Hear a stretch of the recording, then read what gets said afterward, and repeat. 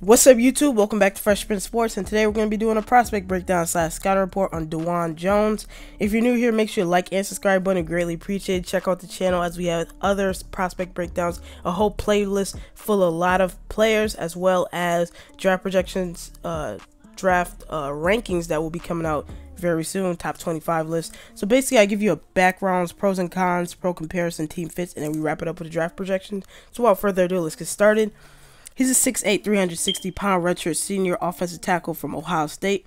Awards from him: he was first-team All-American this year and a two-time All-Big Ten in 2022 and 2021. Strength for Jones. Jones is massive. At 6'8", 360 pounds, he has abnormal arm length as well. He uses his length well to lock his arm into defender's chest. Jones has pure strength, and he uses it to be a pure finisher in the run game. He moves defenders off the line, and he's one of those guys that's going to get pancakes as much as he can. He plays with tons of violence. He plays with amazing hand placements as well, and latches onto the defenders. Once he gets his hands on defenders, usually they're pretty much out of the play.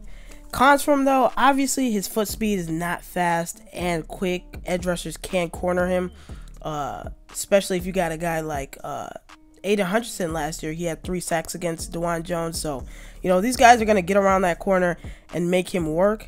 I think this year he definitely has done a lot better with his lateral movement, but it's just going to be an issue for him, and it's also going to subject him to only being right tackle, because especially at left tackle, it's going to be really hard for him to be able to move laterally. But yeah, he got first team All-American this year off of working really hard and getting better at moving, but obviously it's just not going to be great for him at 360. Pro comparison, I'm going to have to go Orlando Brown Jr. They're huge tackles with great physical traits and pure strength, but coming out the draft, the speed and the athleticism, the foot quickness, the footwork, it's going to drop their stock, and it definitely did to Orlando Brown. But I definitely think Dawand Jones, in a class where we don't have a top guy, he could be that top guy with the pure strength that he has and the length. But obviously he can't be if he's not able to, stop those cornering athletic edge rushers. But Orlando Brown is now at left tackle, which proved that his mobility to block, the blind side for the MVP Patrick Mahomes, future MVP Patrick Mahomes, that really shows that they have trust in him. His skill set has definitely got better, but I don't think Jones should switch to left tackle, as I believe he's a lot slower coming out than Orlando Brown, and Orlando Brown was pretty slow coming out. So it just shows that he can get better at that, but as of right now, teams are not going to look at him as a generational talent at right tackle. Team fits, I'm going to have to go with the Raiders. They are in need of a right tackle right now to replace first-round bust Alex Leatherwood.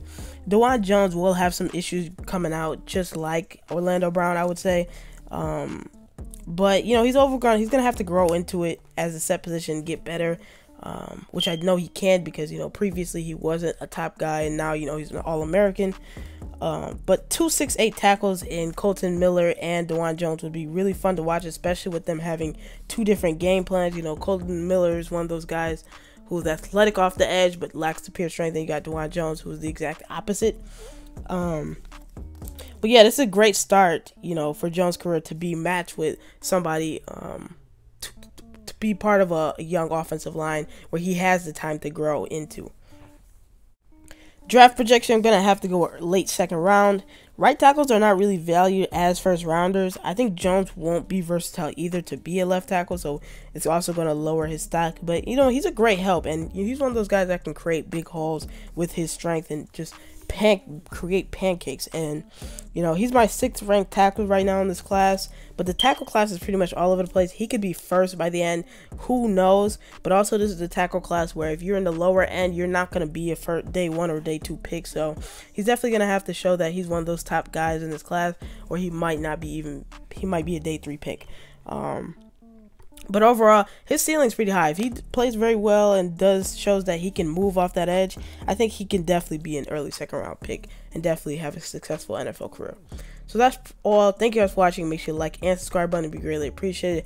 Check out the channel for more scouting reports. If that's all, like I said, like the video. We really appreciate it. If that's all. Thank you guys for watching and peace.